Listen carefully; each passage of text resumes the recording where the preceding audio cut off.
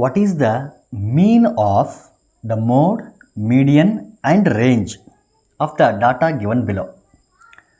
17, 8, 11, 13, 9, 14, 10, 11, 16, 23, 15 and 7. The options are 12.5, 13, 13.5 and 12. ನೋಡಿ, mean of ಯಾವುದರ ಮೀನ್ ಕೇಳಿರೋದು ಅಂತಂದರೆ ಮೋಡು, ಮೀಡಿಯನ್, ರೇಂಜು ಇವು ಮೂರರ ಮೀನ್ ಕೇಳಿರೋದು. ಸೊ ಈ ಸೆಂಟೆನ್ಸ್ ಕರೆಕ್ಟಾಗಿ ಅರ್ಥ ಮಾಡಬೇಕು. Mean of mode, median and range ಅಂದರೆ ಮೋಡ್ ಫೈಂಡ್ ಔಟ್ ಮಾಡಬೇಕು, ಮೀಡಿಯನ್ ಫೈಂಡ್ ಔಟ್ ಮಾಡಬೇಕು, ರೇಂಜ್ ಫೈಂಡ್ ಔಟ್ ಮಾಡಬೇಕು. ಅವುಗಳ ಮೀನನ್ನು ಕ್ಯಾಲ್ಕುಲೇಟ್ ಮಾಡಬೇಕು ನಾವು. ಮೋಡ್ ಅಂತಂದರೆ ನಿಮ್ಗೆ ಗೊತ್ತಿರ್ಬೋದು, ಮ್ಯಾಕ್ಸಿಮಮ್ ಟೈಮ್ಸ್ ರಿಪೀಟ್ ಆಗಿರ್ತಕ್ಕಂಥ ಸ್ಕೋರನ್ನು ನಾವು ಮೋಡ್ ಅಂತ ಕರಿತೀವಿ. ಮೀಡಿಯನ್ನನ್ನು ನಾವೇನಂತ ಕರಿತೀವಿ ಅಂದರೆ ಇವುಗಳನ್ನು ಇನ್ಕ್ರೀಸಿಂಗ್ ಆರ್ಡರ್ ಅಥವಾ ಡಿಕ್ರೀಸಿಂಗ್ ಆರ್ಡರಲ್ಲಿ ಅರೇಂಜ್ ಮಾಡಿದಾಗ ಮಧ್ಯದಲ್ಲಿರ್ತಕ್ಕಂಥ ಸ್ಕೋರ್ ಏನಿರುತ್ತಲ್ಲ ಅದು ಮೀಡಿಯನ್ ಆಗಿರುತ್ತೆ. ಆಡ್ ನಂಬರ್ ಆಫ್ ಸ್ಕೋರ್ಸ್ ಇದ್ದರೆ ಒಂದು ಸ್ಕೋರ್ ಮಾತ್ರ ಸಿಗುತ್ತೆ. ಈವನ್ ನಂಬರ್ ಆಫ್ ಸ್ಕೋರ್ಸ್ ಇತ್ತು ಅಂತಂದರೆ ಮಧ್ಯದಲ್ಲಿ 2 ಸ್ಕೋರ್ಗಳು ಉಳಿತವೆ. ಅವೆರಡರ ಏನಂತಂದರೆ ಮೀನನ್ನು ಫೈಂಡ್ ಔಟ್ ಮಾಡಬೇಕು. ಮೀನ್ ಅಂತಂದರೆ ಅವೆರಡನ್ನು ಆ್ಯಡ್ ಮಾಡಿ ಬೈ 2 ಮಾಡಿದರೆ ಅದೇನು ವ್ಯಾಲ್ಯೂ ಬರುತ್ತಲ್ಲ ಅದು ಮೀಡಿಯನ್ ಆಗಿರುತ್ತೆ.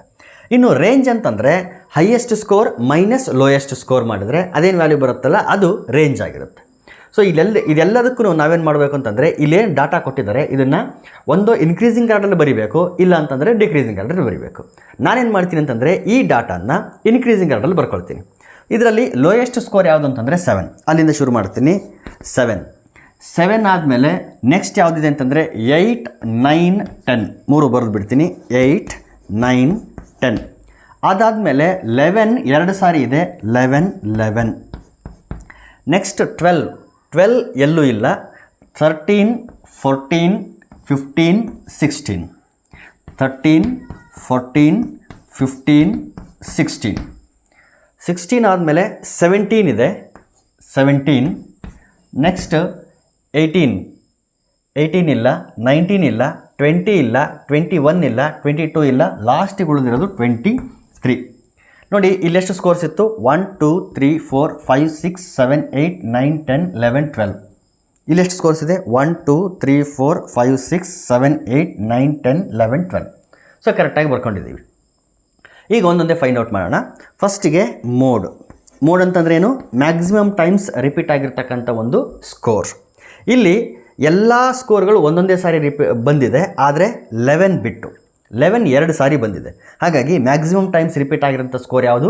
11. ಹಾಗಾಗಿ ಈ ಡಾಟಾಕ್ಕೆ ಮೋಡ್ ಯಾವುದು ಅಂತಂದರೆ 11. ನೆಕ್ಸ್ಟ್ ಫೈಂಡ್ ಔಟ್ ಮಾಡಿ ಮೀಡಿಯನ್ ಅಂತಂದರೆ ನಾವೇನು ಮಾಡಬೇಕು? ಈ ಸ್ಕೋರ್ಗಳನ್ನು ಸಪ್ರೇಟ್, ಈ ಸ್ಕೋರ್ಗಳ ಮಧ್ಯದ ಸ್ಕೋರ್ಗಳನ್ನು ನಾವು ಫೈಂಡ್ ಔಟ್ ಮಾಡಬೇಕು. 12 ಇರೋದ್ರಿಂದ ಈ ಕಡೆ 5 ಸ್ಕೋರು, ಈ ಕಡೆ 5 ಸ್ಕೋರ್ಗಳನ್ನ ಬಿಟ್ಟರೆ 1, 2, 3, 4, 5 ಇಲ್ಲಿವರೆಗೆ, ಈ ಕಡೆ 1, 2, 3, 4, 5 ಇಲ್ಲಿವರೆಗೆ ಈ ಸ್ಕೋರ್ಗಳನ್ನ ಸಪ್ರೇಟ್ ಬಿಟ್ಟುಬಿಟ್ರೆ ಮಧ್ಯದಲ್ಲಿ 2 ಸ್ಕೋರ್ಸ್ ಉಳಿತು. ಅವೆರಡನ್ನ ಆ್ಯಡ್ ಮಾಡಿ ಡಿವೈಡೆಡ್ ಬೈ 2 ಮಾಡಬೇಕು. ಯಾಕಂದರೆ ಇಲ್ಲಿ ಈವನ್ ನಂಬರ್ ಆಫ್ ಸ್ಕೋರ್ಸ್ ಇರೋದ್ರಿಂದ ಈ process. Odd number of scores ಇದ್ದರೆ ಒಂದೇ ಒಂದು ವ್ಯಾಲ್ಯೂ ಉಳಿತಿತ್ತು, ಅದೇ ಮೀಡಿಯನ್ ಆಗ್ತಿತ್ತು. ಇಲ್ಲಿ ಯಾವ್ಯಾವ ವ್ಯಾಲ್ಯೂಸ್ ಉಳಿತಿಲ್ಲಿ 11 ಮತ್ತು 13 ಉಳಿತು. ಅವೆರಡನ್ನ ಆ್ಯಡ್ ಮಾಡಬೇಕು. 11 + 13 ಬೈ 2. 11 + 13 ಅಂತಂದರೆ 24/2. That is nothing but 12. ಹಾಗಾದರೆ ಈ ಡಾಟಾ ಏನಿದೆ ಇದಕ್ಕೆ ಮೀಡಿಯನ್ ಎಷ್ಟಾಗುತ್ತೆ ಅಂತಂದರೆ 12.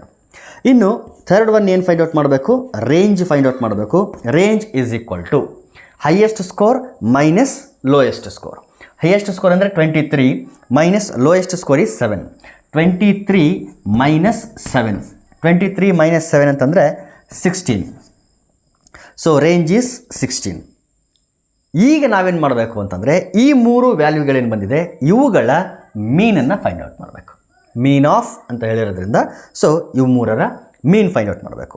ಈ 3ರ ಮೀನ್ ಯಾವ ರೀತಿ ಫೈಂಡ್ ಔಟ್ ಮಾಡ್ತೀರಿ? ಆ್ಯಡ್ ಮಾಡಬೇಕು ಡಿವೈಡೆಡ್ ಬೈ 3. ಯಾಕಂದರೆ ಎಷ್ಟು ಇರೋದಿಲ್ಲ ಸ್ಕೋರ್ಗಳು, ವ್ಯಾಲ್ಯೂಗಳು ಎಷ್ಟಿದೆ? 3 ವ್ಯಾಲ್ಯೂಸ್ ಇರೋದ್ರಿಂದ ಡಿವೈಡೆಡ್ ಬೈ 3 ಮಾಡಬೇಕು.